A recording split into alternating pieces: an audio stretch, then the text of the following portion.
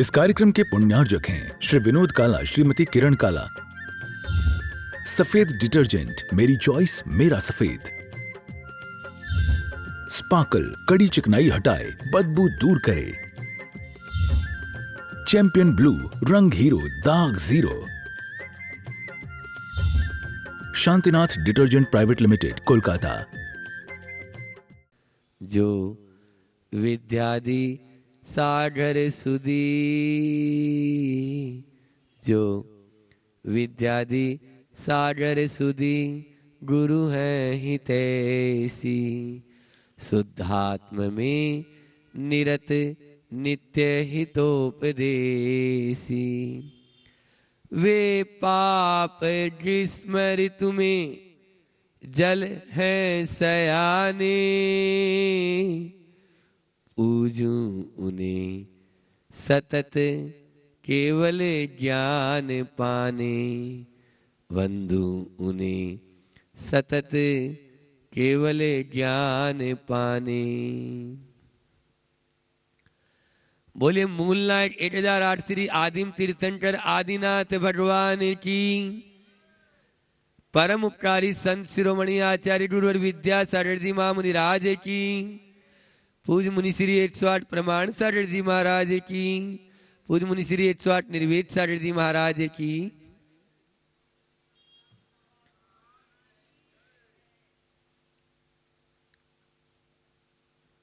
यहाँ संस्कार उपवन,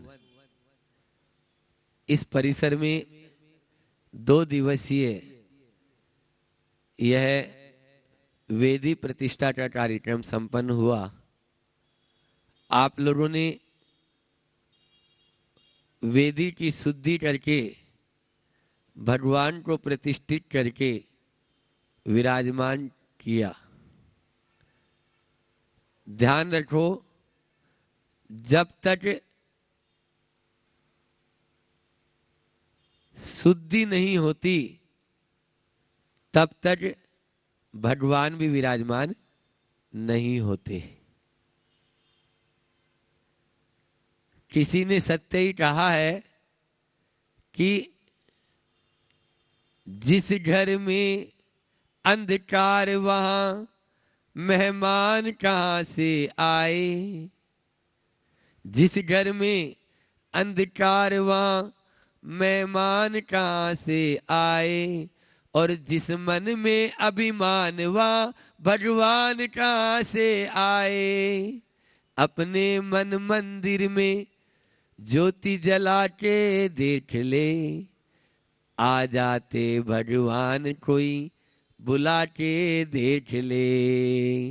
वीर नाम अति मीठा कोई गा के देख ले, आ जाते भगवान कोई बुला के देख ले। बस हमें बुलाना है। संस्कारों के बिना कभी भी संस्कृति जीवित नहीं रह सकती। हमने क्या किया है, संस्कार जो है उनको धूमिल कर दिया। वर्तमान में सबसे ज्यादा क्षति हुई है तो संस्कारों की हुई है। अभी कच्छ में बैठे थे तो हमने यही बात बोली कि मर्यादा में रहना ही संस्कार है। मर्यादा टूटी, संस्कार गए। और ध्यान रखना, दीवार में एक छोटा सा छेद होता है, वो कब बड़ा हो जाए और दीवार को ढहा दे कोई पता नहीं चलता। हमारे भीतर में भी उन संस्कारों का बीजारोपण होना चाहिए। आज वर्तमान में संस्कार हीन होने के कारण ही पिता और पुत्र के संबंधों में तनाव आ जाता है। पति और पत्नी के संबंधों में विच्छेद हो जाता है। सास और बहू के पटती नहीं है। देवरानी जिठानी में गड़बड़ हो जाता है। यदि संस्कार होंगे कभी भी ऐसा हो नहीं सकता। हमें इन संस्कारों को अपने जीवन में उतारने की जरूरत है। यदि संस्कार विहीन समाज वैसे ही होती है जैसे कि गाड़ी बहुत अच्छी हो और उसमें ब्रेक ना हो। हाँ महाराज जी आ गए। हम आना नहीं चाह रहे थे लेकिन हमने सोचा कि ये तो गड़बड़ है। या। अच्छा। पूज्य निर्वेद सागर जी महाराज मंचासीन हो गए। बोले परम पूज्य मुनि श्री 108 निर्वेद सागर जी महाराज की पाठशालाओं के माध्यम से संस्कार हमारे जीवन में आते हैं। अनेकों पाठशालाएं जिनके सानिध्य में संचालित हो रही है और जो पाठशाला प्रणेता कहलाते हैं, ऐसे महाराज श्री जी ने बहुत, क्योंकि ध्यान रखना घड़ा जब होता कच्चा होता है तो उसको जो आकार दिया जाए वैसा आकार हो जाएगा। मिट्टी का लोंदा है, उसको जैसा आकार दे दो वैसा ही वह बन जाता है। लेकिन बाद में यदि चाहो तो अब कुछ नहीं हो सकता। आज की शिक्षा प्रणाली ऐसी ही हो गई है। शिक्षा के माध्यम से संस्कारों की धज्जियां उड़ रही है।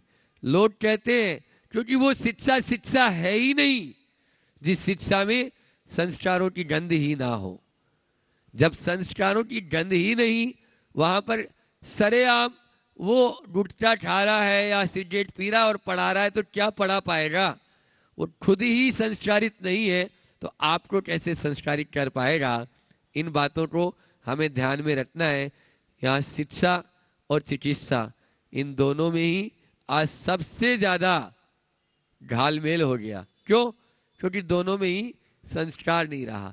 आप देखिए घर परिवार में आप रोज वही भोजन बनाते हो और उस भोजन को थोड़ा सा आपने अच्छे से संस्कारित नहीं किया तो खाना पसंद नहीं करते।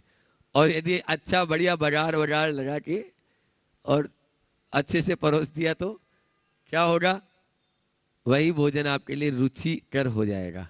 तो कहने का मतलब ये है संस्कार उपवन सब चाहते हैं। वन के पास में जो है वह उपवन होता है।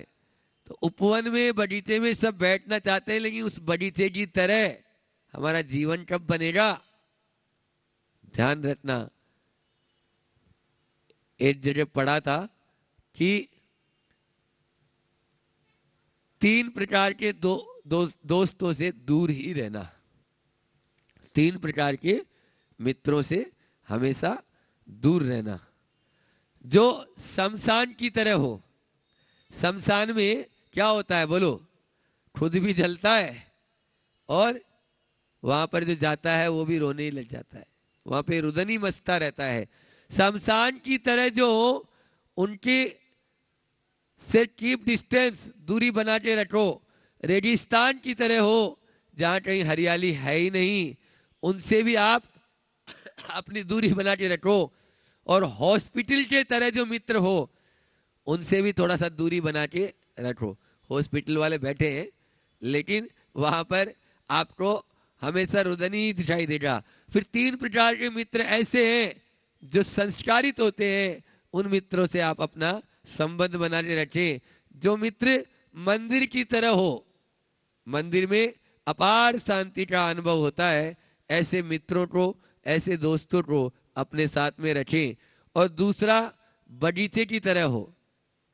उपवन का ध्यान आया नहीं? ये बगीचे की तरह जो मित्र होते हैं, जैसे बगीचे में हरियाली होती है वैसे ही घर परिवार में यदि बगीचे की तरह यदि हमारे आस पड़ोसी लोग रहते हैं तो बहुत अच्छा, उनका भी मन हरा भरा रहेगा। और तीसरा है नदी की तरह। नदी की तरह जो मित्र होंगे या नदी की तरह घर परिवार में जो सदस्य होंगे वो क्या करेंगे? कचरा सब साफ कर देंगे और पानी हमेशा निर्मल रहेगा। कचरा साथ में नदी कभी अपने पास में रखती है क्या? बोलो। फिर आप क्यों रखते हो?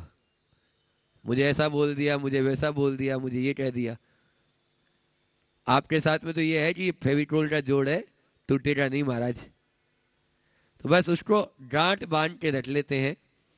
संस्कारों की बात आप करते ज़रूर हैं, लेकिन उन संस्कारों के माध्यम से हमारे बीच में जो एक मुक्ति का मार्ग प्रशस्त होना चाहिए। बातें तो बहुत लंबी चौड़ी करेंगे, लेकिन उस पर चलते समय जब बात आएगी, अरे अब रहने दो। 2 पैसे की, ज्ञान सागर जी महाराज दादा गुरु वो कहते 2 पैसे की हंडिया खरीदते हो तो उसको बजा के खरीदते हो, उसको बजा के खरीदते हो। फिर हमारे जीवन में जो साथ रहना है, जिसके साथ में हमेशा साथ हमें आगे बढ़ना है, उसके साथ हम कैसा बर्ताव करते हैं, किस प्रकार से हम अपने आप को रखते हैं, यह भी अपने बीच में होना चाहिए। संस्कार के बिना जीवन उन्नत नहीं हो सकता। हमारा जीवन उन्नत बने, इसी भावना के साथ महाराज श्री जी पर पूरा सुनेंगे। मैं अपनी वाणी को विराम देता हूँ। बड़े महाराज जी आए कि नहीं? महाराज जी आ गए। महाराज जी को भी निवेदन कर लीजिएगा जब तक अपन कुछ चर्चा करते हैं ना। और आप सबकी ओर से और मैं अपनी ओर से महाराज जी के चरणों में निवेदन कि वे अपनी मंडल में देशना से हम सबको अनुग्रहित करें। पूज्य महाराज श्री जी। ओम नमः सिद्धेभ्यः। ओम नमः सिद्धेभ्यः। ओम नमः सिद्धेभ्यः। मंगलम भगवान वीरो मंगलम गौतमो गणे मंगलम कुंद कुंदाद्यो जैन धर्मोस्तु मंगलम सर्वमंगल मांगल्यम सर्वकल्याणकारकम्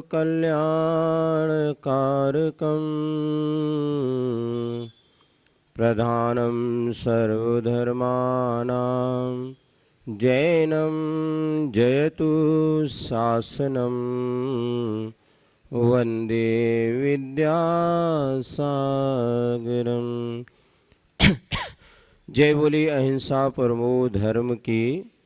शासन नायक भगवान महावीर स्वामी की, आचार्य भगवान श्री कुंद कुंद महाराज की, आचार्य गुरुवर श्री विद्यासागर जी महाराज की, पूज्य मुनिवर श्री प्रमाण सागर जी महाराज की, पूज्य मुनि श्री 108 निर्वेद सागर जी महाराज की।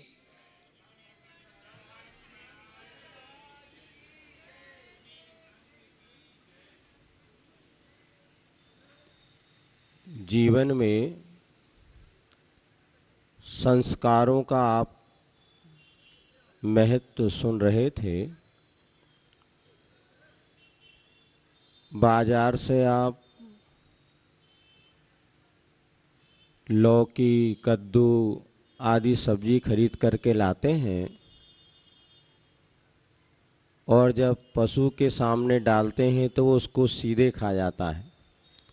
लेकिन मनुष्य की जब बात आती है तो उसको छोटे छोटे टुकड़े करके मिर्च मसाला लगा करके, इसे बघार लगा करके और वह संस्कारित करके आप उसे अपने उपयोग में लाते हैं। संस्कार का हमारे जीवन में बड़ा ही महत्व है। और ये संस्कार कब से मिलते हैं? तो बचपन से ही ये संस्कार प्राप्त किए जाते हैं। 3 वर्ष तक जो बच्चों को संस्कार दिए जाते हैं वो उसकी सारी जिंदगी काम आते हैं। आज श्री कई बार कन्नड़ में एक कोई सूक्ति सुनाते थे कि 3 वर्ष तक जो संस्कार बच्चों के हृदय में पहुंच गए वह सारे जीवन में काम आते हैं। जैसे आपको याद होगा स्कूल में जब आप छोटे थे तब एक कविता पढ़ते थे। कौन सी? मछली जल की रानी है, जीवन उसका पानी है, हाथ लगाओ डर जाती है और बाहर निकालो। ये छोटी सी कक्षा में पढ़ी हुई कविता और सारे जिंदगी भर दिमाग में याद रहती हैं। वो संस्कार जब हमारे जीवन में आदत बन जाते हैं तो संस्कार ही आदत के रूप में परिणत हो जाती हैं, चाहे अच्छे संस्कार हो चाहे बुरे संस्कार हो। किंतु संस्कार के जब थोड़ा आगे हम और बढ़ते हैं तो संस्कारों पर संगति हावी हो जाती है। संस्कारों पर संगति जब हावी हो जाती है तो संस्कार विलुप्त जैसे हो जाते हैं। यद्यपि ये भी बात सही है कि जैसे कितनी भी बुरी संगति हो, लेकिन पुराने संस्कार अगर रहते हैं तो थोड़े से परिवर्तन के बाद पुनः वो अपनी पूर्व अवस्था को प्राप्त कर सकता है। आगम में एक उदाहरण मिलता है कि एक व्यक्ति, उसका क्या वो जो नाम याद नहीं, अब भी आएगा, थोड़ी देर में याद आ जाता है, ये भी संस्कार की बात है। चारुदत्त की कथा। वह चारुदत्त जो है बचपन से ही उसकी बुद्धि धर्म की ओर लगी होती थी। यहाँ तक कि उसको सिवाय स्वाध्याय करने के, पूजन पाठ करने के और कुछ भी सांसारिक कार्यों में उसका उपयोग लगता ही नहीं था। अब जब वो बेटा बड़ा हो गया और माता पिता सोचने लगे कि यदि ये इसी तरह से अपने अध्ययन स्वाध्याय जिन भक्ति में लगे रहेगा तो आगे इसका कैसे निर्वाह होगा, क्योंकि रास्ते तो दो ही हैं हमारे पास, या तो राग का है या वैराग्य का रास्ता। सबसे अच्छा तो यही है कि हमने इस मनुष्य पर्याय को प्राप्त किया है तो अपने जीवन में वैराग्य को धारण करके और मोक्ष मार्ग पे अपने कदम बढ़ाए।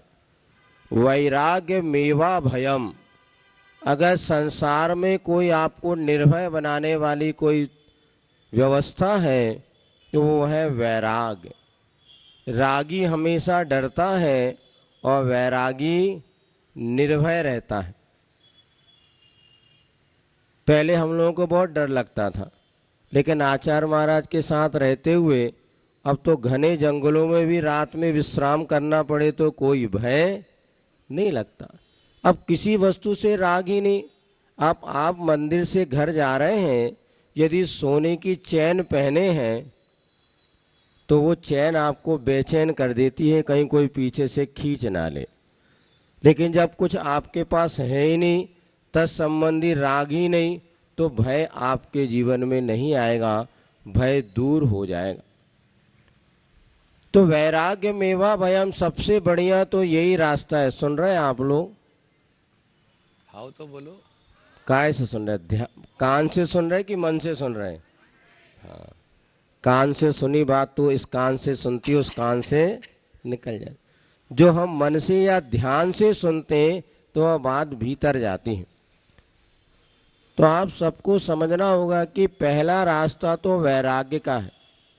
आचार्य कहते हैं जब कोई भक्त अगर आपके पास आ जाए और पूछे भगवान मेरा आत्म कल्याण का कैसे होगा, मेरा जीवन कैसे सुखी बनेगा, तो उसको सबसे पहले मुनि बनने का उपदेश देना।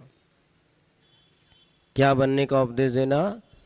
मुनि बनने का, महाव्रत के धारण करने का उपदेश देना, क्योंकि महाव्रत धारण किए बिना जीवन सुखी बन ही नहीं सकता। और महाव्रत का अर्थ क्या हो गया? 5 पाप का पूरी तरह त्याग। 5 पाप आप लोग जानते हैं, जन्म से बचपन से आपने पाठशाला में पढ़ा है। हिंसा, झूठ, चोरी, कुशील और परिग्रह। जिन्होंने पाठशाला पढ़ी उनको तो पता है, जिन्होंने पाठशाला आदि नहीं पढ़ी, आज ऐसे बड़े बड़े बच्चे हैं जिनको 5 पाप क्या होता ये पता ही नहीं। अभी यहीं पर पिछले वर्ष हम थे जब चातुर्मास हुआ था, बहुत पहले यहाँ पर 2013 में भोपाल में। उस समय किसी कॉलोनी में जाना हुआ तो बेटा बेटी जो सीए कर रहे थे वो बेटा बेटी हमारे पास बैठे, तब हमने उनसे पूछा 5 पाप क्या होते आपको पता है क्या? उन्होंने कहा महाराज हमें 5 पाप क्या होते नहीं पता है। फिर हमने उनको बतलाया तो बात समझ में आई। तो 5 पाप जो होते हैं ये तो सबको जानना जरूरी है। जैसे बार बार बड़े महाराज कहते हैं कि धर्म क्या करना, हमें अधर्म से बचने का नाम ही धर्म है। तो अधर्म क्या है पहले ये तो जानना पड़ेगा ना।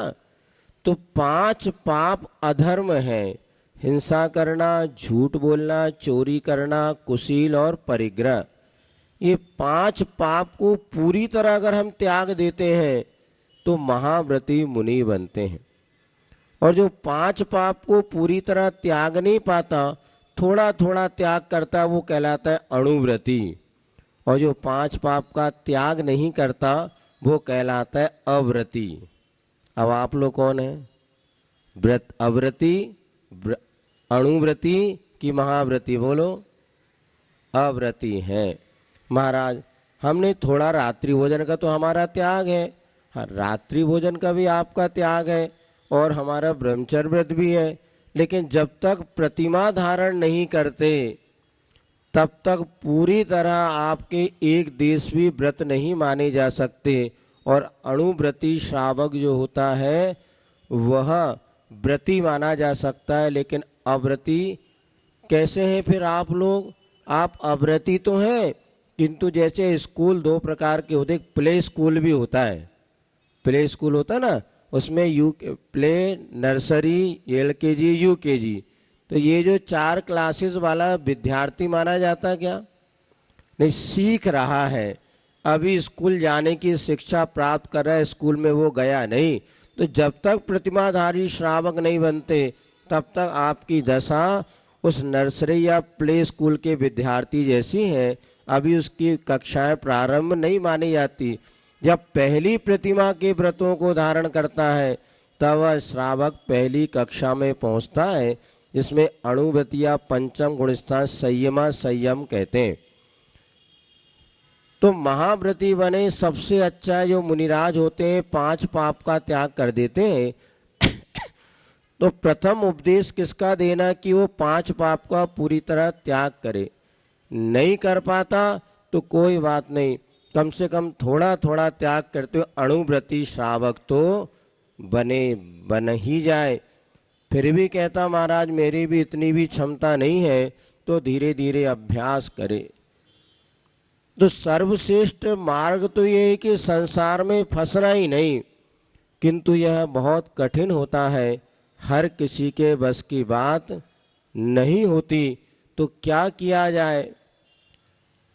वह माँ सोचने लगी कि बच्चा इतना ज़्यादा धार्मिक भावनाओं को लेके चल रहा है, यदि अब इसका भविष्य कैसे होगा, क्योंकि इसको राग रंग में फंसाना तो जरूरी है।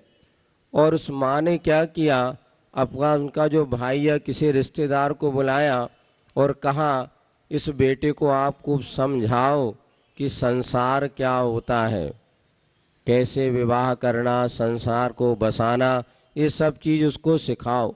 लेकिन वो बच्चा सीखने को राजी नहीं, वो तो अपनी किताब छोड़े ही नहीं। अब क्या करें? महाराज जी आ रहे हैं क्या? अच्छा उधर चढ़ा रहा है क्या, कुछ कह रहे? ठीक। अब यहाँ पर क्या करें? तो वह जो है एक उसको घुमाने के लिए ले गया। देखो राग में फंसाने वाले कैसे आपको राग में फंसा देते हैं ये समझना। और वो वहाँ पर ले गया, अचानक उसने एक ऐसा हड़कंप जैसा मचाया कि ये कोई उपद्रव होने वाला है। और उस चारू दत्त को लेकर के, उसका मामा था, कौन था? मामा। उस चारू दत्त को लेकर के वेश्या के कोठे में चला गया। अब वेश्या के कोठे में जो चला गया, और वहां पर अभी तो बाहर जा नहीं सकते, बहुत उपद्रव है, कर्फ्यू लगा है, अब तो यहीं तुम्हें कुछ दिन रुकना पड़ेगा। रुक गया और वह वहां पर रहने वाली नगर नारी की संगति उसने प्रारंभ कर दी। अब रुका तो कुछ दिन के लिए था, किंतु ऐसा राग का नशा चढ़ा कि बताते हैं वो वहाँ पर उस वेश्या के यहाँ पर 12 वर्ष लगभग वो रुक गया। और करोड़ों की संपत्ति जो थी उसके पास, वह सब उसने उस वेश्या के ऊपर लुटा दी।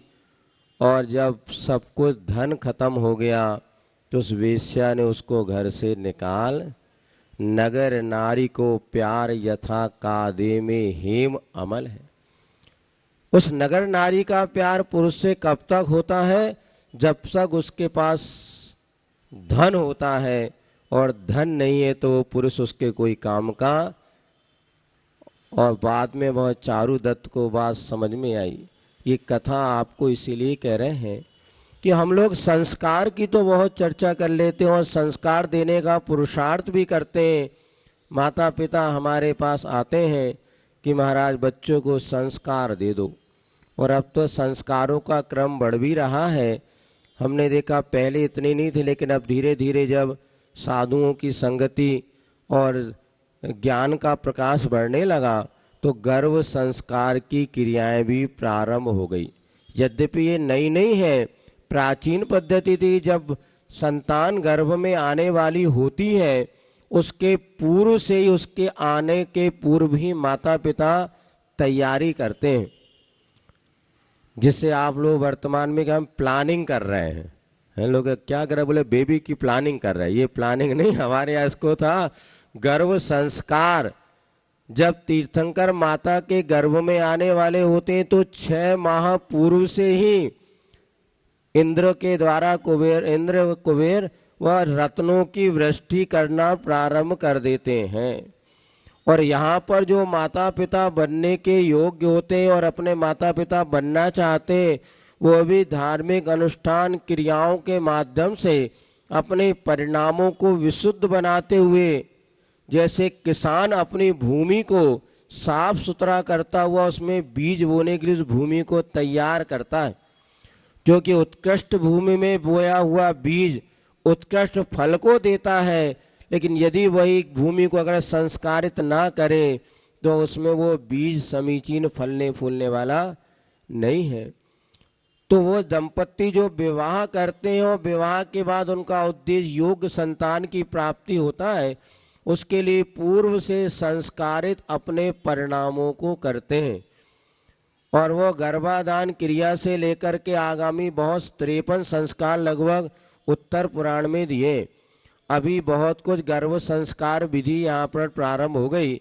इसके बाद जब बच्चे का जन्म होता है तो उसके बाद भी उसको संस्कार दिए जाते हैं, और 45 दिन के बाद मंदिर में ला करके और देवसात गुरु के समक्ष उसको भी संस्कार दिए जाते हैं। और जब वो बेटा बेटी बड़े हो जाते हैं तो 8 वर्ष की उम्र होने के बाद भी उस बच्चे को संस्कार दिए जाते हैं। अभी यहाँ पर यह प्रक्रिया प्रारंभ हो गई और बहुत से बच्चे गुरुओं के सानिध्य में आकर के अपने जीवन को मंत्रों के माध्यम से संस्कारित कर रहे हैं। और आगे जाकर के विवाह जब होता है, विवाह के समय भी जो विवाह होता है वह भी संस्कार अर्थात विधि विधान के साथ वह सब संस्कार होते हैं।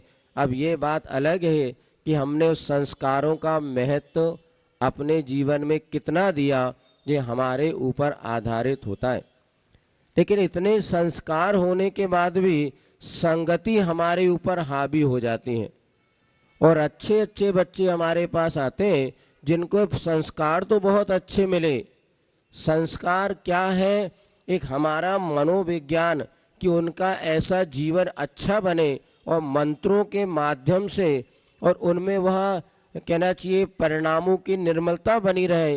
जैसे हम मूर्ति पर संस्कार करते हैं तो एक पाषाण भी भगवान बन जाता है। अभी पंचकल्याणक प्रतिष्ठा में आप लोगों ने देखा तो क्या देखा? पहले भी वही मूर्ति थी और बाद में भी वही मूर्ति है। कुछ अंतर आपको समझ में आया है क्या? बताओ। सुन नहीं रहे? सुन रहे क्या? हाँ, तो जब आपने भगवान की पहले एक प्रतिमा देखी थी और पंचकल्याण के बाद प्रतिमा देखी, आपको देखने में कोई अंतर समझ में आ रहा है क्या? बोलो, क्या आया बताओ। अभी भगवान, पहले भगवान नहीं दिख रहे थे, पहले भावी भगवान थे, अब वर्तमान में भगवान। देखो, प्रतिमा वही है, जब मंत्रों के माध्यम से उसको संस्कारित किया गया, वह प्रतिमा अभी तक मूल्यवान थी, अब अनमोल हो गई। पहले जब उस प्रतिमा को देखते थे तो अलग परिणाम होते थे, और अब देखते हैं तो पूज्यता का भाव। जैसे कागज का टुकड़ा है, वही कागज का टुकड़ा सामान्य रूप से उसकी वैल्यू 2 रुपए की है, किंतु उसमें 2000 लिख दिया जाए और गवर्नर की सील हो जाए तो वही छोटा सा टुकड़ा 2000 रुपए का नोट हो जाए। अर्थात कागज तो वही है, लेकिन जैसे गवर्नर की सील लगते से वो 2000 का नोट हो जाता है। ये आपके पास वो क्या होता है, बैंक में वो लगा था ना कागज, चेक बुक। और चेक बुक में वो कागज कितनी कीमत का है बोलो, कितना प्रिंटिंग कराया जाए तो मुश्किल से 1 रुपए का पड़ेगा। यदि उसमें आपको जिसको पैसा देना उसका लिख करके और साइन कर देते हैं तो उतना उसका कागज का मूल्य हो जाता है। फिर उसको आप देंगे तो बैंक वाला उतना पैसा आपको, ऐसे ही होता ना। हमने तो कभी जिंदगी में काम किया ही नहीं, क्योंकि जब तक ये काम करने का मौका पड़ा उसके पहले घर छोड़ दिया। लेकिन सुनते हैं वो चेक बुक में जो एक कागज होता है उस पर 2 लाख रुपए लिखा है और साइन है दाता की, तो 2 लाख रुपए बैंक वाला आपको दे देगा, क्योंकि वो चेक आपने वहां दे दिया। कागज तो वही था। इसी प्रकार प्रतिमा वही है, किंतु उसमें जब गुरुओं के द्वारा मंत्र दे दिया जाता है तो प्रतिमा कितनी महान और पूजनीय हो जाती है। ऐसे जब हम अपने जीवन में मंत्रों के द्वारा संस्कार प्राप्त कर लेते हैं तो भीतर से परिणामों की निर्मलता बनती चली आती है। किंतु एक बात और हमें विशेष रूप से ध्यान रखने की आवश्यकता है, कितने भी अच्छे संस्कार हों किंतु संगति अच्छी हम ना दे पाए तो वह संस्कार भी विलीन हो जाते हैं। आचार्य ने मूक माटी महाकाव्य लिखा, उस महाकाव्य में एक प्रसंग सबसे पहले दिया कि जैसी संगति होती है वैसी मति होती है। जैसी संगति होती है वैसे मति होती है, और जैसी मति होती है वैसी अग्रिम गति होती है। जल की धारा जो आकाश से गिरती है, माटी आकाश से गिरती हुई मिट्टी में चली जाती है तो दलदल बन जाती है। वही जल की धारा यदि आम के वृक्ष में अथवा गन्ने के में चली जाए तो मधुर बन जाती है। वही जल की धारा नीम में चली जाए तो कटुक हो जाती है, और वही जल की धारा यदि सर्प के मुख में चली जाए तो विष बन जाती है। और वही स्वाति नक्षत्र का काल हो और सीप के मुख में चली जाए तो वही पानी की बूंद मोती का रूप धारण कर लेती है। यही तो संगति का प्रभाव है। वही पानी की बूंद जहर भी बन जाती है तो वह मोती भी बन जाती है। किसका प्रभाव है बोलो, संगति का प्रभाव। आज हम लोग संस्कारों पर तो बहुत ध्यान दे रहे हैं, किंतु संगति पर कितना ध्यान दे रहे हैं इस पर हमें विचार करना होगा। हमने आज, ऐसा नहीं कि आप लोग समझदार नहीं हैं, समझदार बहुत हैं, फिर भी हम अड़ोस पड़ोस के चक्कर में बहुत कुछ खो रहे हैं।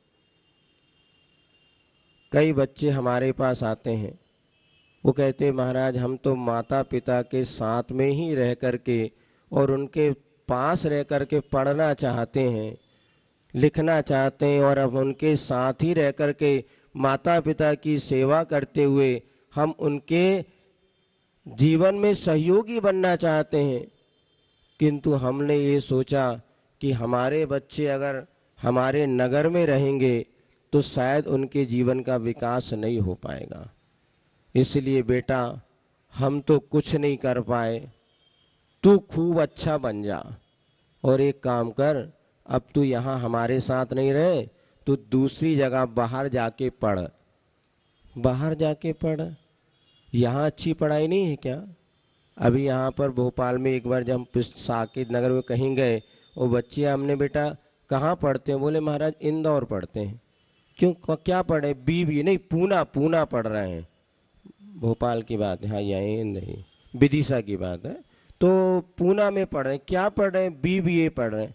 अरे हमने कहा आपके तो इतना बड़ा ACTI कॉलेज है, दूर दूर से देश विदेश के बच्चे यहाँ आ रहे हैं, पढ़ रहे हैं, और आपको यहाँ ये सब्जेक्ट नहीं मिला क्या? नहीं यहाँ अच्छी पढ़ाई नहीं है। भोपाल वाले बच्चों से पूछो बेटा तुम इंदौर क्यों चले गए? भोपाल में अच्छे कॉलेज नहीं है। और इंदौर वाले से पूछा बेंगलोर क्यों चले गए? बोले यहाँ वो सब्जेक्ट नहीं है जो मुझे पढ़ना है।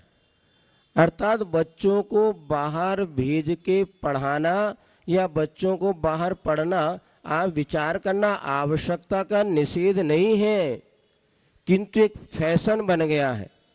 कल परसों हमारे पास बच्चे आए थे, उन्होंने कहा हम कहाँ से आए, बोले जबलपुर से आए।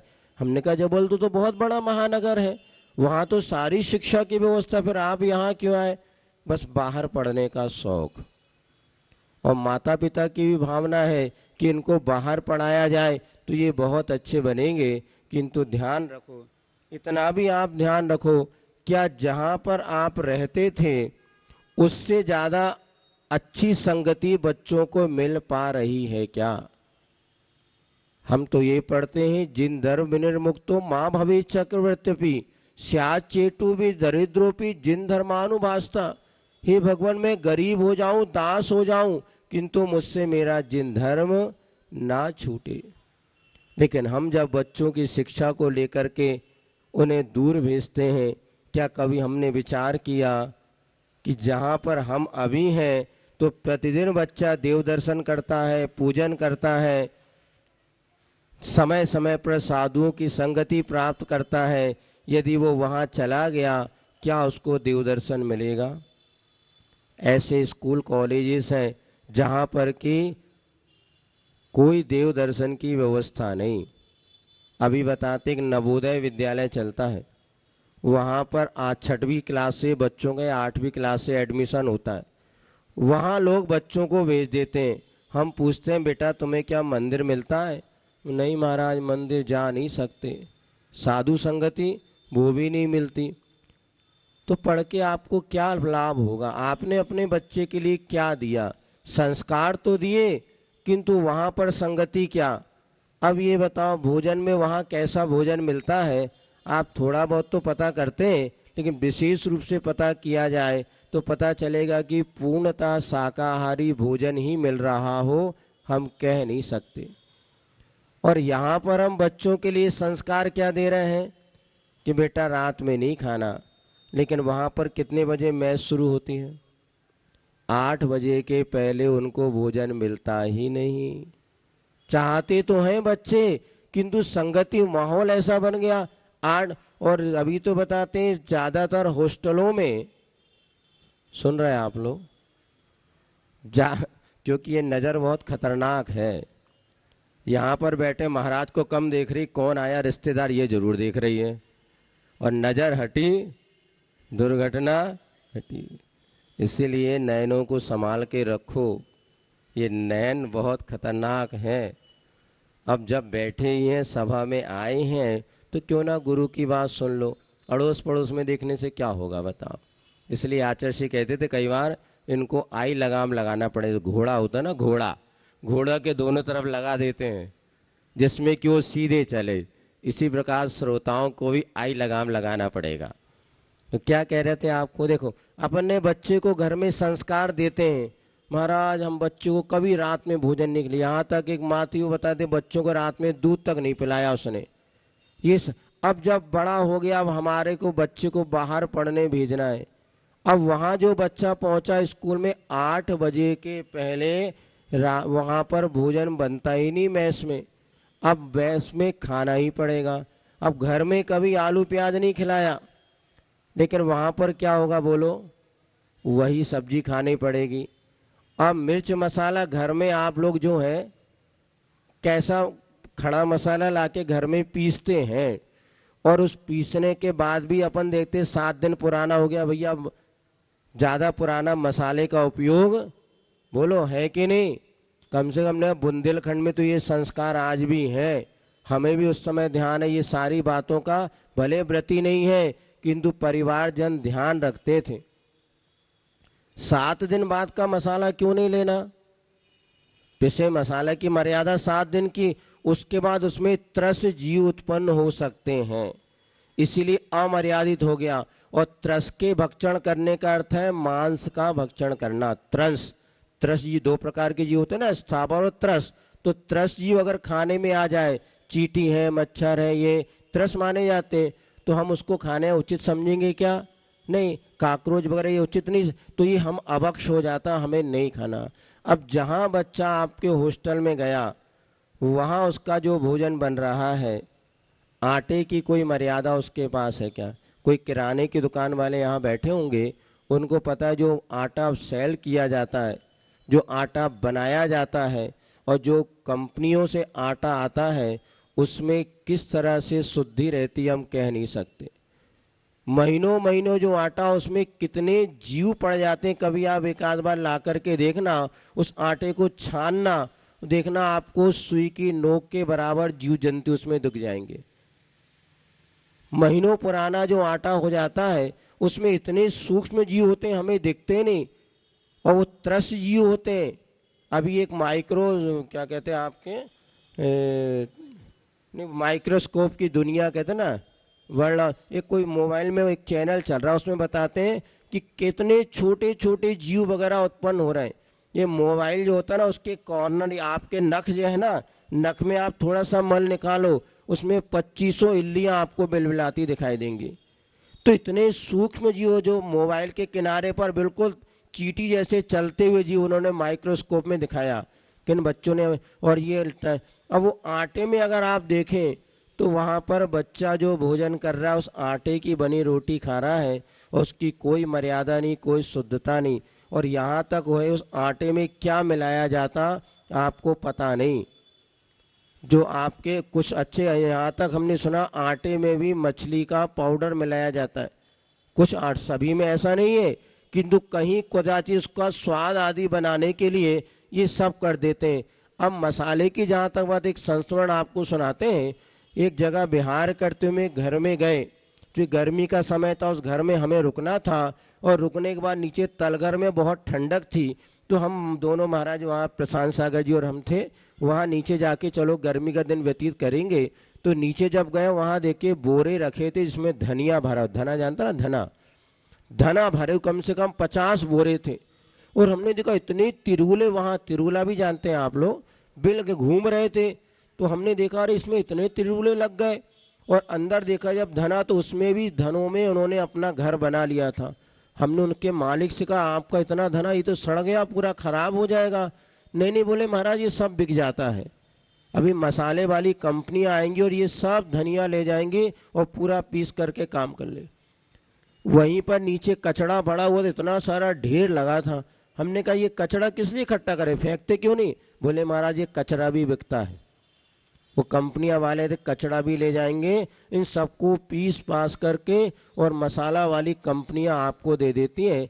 कई बार विचार करो, खड़ी हल्दी 100 रुपए की और पिसी हल्दी 80 रुपए की, तो आपका रिश्तेदार है कि पीस करके दे रहा फ्री में?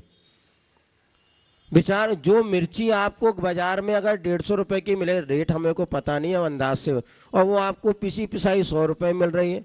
अब ये मसालों में भी किस तरह से अभक्ष, आप कह रहे हैं हम शाकाहारी हैं, हमने जैन कुल में जन्म लिया, तो हम कहते इतना तो करो कम से कम अपने बच्चों को, आप आने वाली पीढ़ी को यदि शाकाहारी बना के रखना है। अब इस प्रकार का मसाला जो आपका बच्चा खाएगा, ऐसी संगति उसको मिलेगी तो कैसे अपने संस्कारों को जीवित रख पाएगा? अब सही बताना, आप अपने दिल में हाथ रख के कहना कि आज आप अपने जो बच्चे को बाहर भेज रहे हैं, ये वास्तव में उसकी आवश्यकता है कि आपके पैसे की बलिहारी है। हम जब गरीब थे तो हमारा बच्चा नगर के सरकारी स्कूल में पढ़ता था, थोड़ा अच्छा पैसा आया तो सरस्वती शिशु मंदिर में पढ़ने लगा, और ज़्यादा अच्छा पैसा आ गया तो अब यहाँ नहीं पढ़ेगा, अब तो बाहर पढ़ेगा। आपके ज़्यादा पैसे ने आपके धनवान होने का परिणाम ये निकला कि आपने बच्चों का भविष्य अंधकार में कर दिया। और देखा देखी, जब अड़ोस पड़ोस के बच्चे बाहर पढ़ने जा रहे हैं तो हमारा बच्चा हमारे नगर में कैसे पढ़ सकता है? ये इतना गलत प्रचलन आज चल रहा है। अच्छे अच्छे परिवारों में, जो कि सम्रांत पढ़े लिखे संस्कारित परिवार है, क्योंकि महाराज जी संस्कार की बात आपके सामने कह रहे थे, तो संस्कारों पर संगति कैसी हावी होती है। यहाँ अपने आप मर्यादा रहती, परिवार समाज और इनके सज्जनों को देखते हैं तो कुछ मर्यादा होती, किंतु बाहर जब पढ़े गए चले गए, ना परिवार का बंधन है, ना समाज का बंधन है, ना मित्रों का बंधन है, और ना अपने कहना चाहिए जैनत के संस्कारों का कोई बंधन है, तो क्या परिणति होती है? हम लोग तो सब देख रहे हैं, जान रहे हैं, किंतु आपको कैसे क्या कहें समझ में नहीं आता।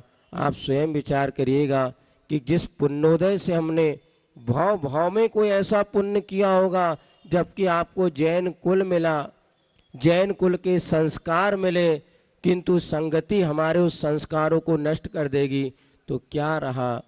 बहुत से बच्चे हमारे पास, एक बार एक बेटी से हमने पूछा, जब उसने किसी जैनेतर लड़के के साथ शादी करने का मन बनाया, बेटा आखिर क्या है ऐसे, तू क्यों ऐसा कर रही है, क्यों जैन कुल को छोड़ के वहाँ पर जा रही हैं। तो उसने यही बताया, महाराज जब हम बाहर पढ़ने गए, हमारे पास ना माँ पिता भाई बंधु कोई नहीं था, और जब हम एक बार तकलीफ में हुए, बुखार हमें आया, एक लड़का आया, उसने कहा मैं तुम्हारा इलाज कराता हूँ। वो हमें डॉक्टर क्या ले गया, उसने हमारी तकलीफ के समय में, कष्ट के समय उसने सहायता करी। और इस कार्यक्रम के पुण्यार्जक हैं श्री विनोद काला, श्रीमती किरण काला। सफेद डिटर्जेंट, मेरी चॉइस मेरा सफेद। स्पार्कल, कड़ी चिकनाई हटाए, बदबू दूर करे। चैंपियन ब्लू, रंग हीरो, दाग zero. Shantinath detergent private limited, Kolkata.